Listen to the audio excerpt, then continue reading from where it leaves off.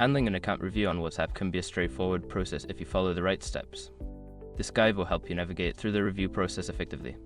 Step 1. Understand the review process. Familiarize yourself with what an account review entails.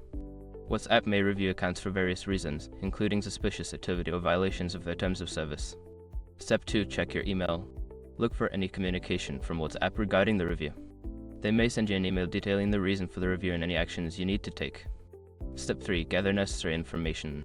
Collect any relevant information or documentation that may support your case.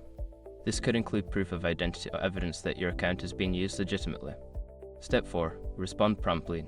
If WhatsApp requests additional information, respond as quickly as possible. Provide clear and concise answers to their questions to facilitate the review process. Step 5. Be patient.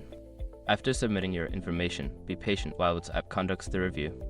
It may take some time for them to respond, so avoid sending multiple inquiries during this period. By following these steps, you can effectively manage the account review process on WhatsApp.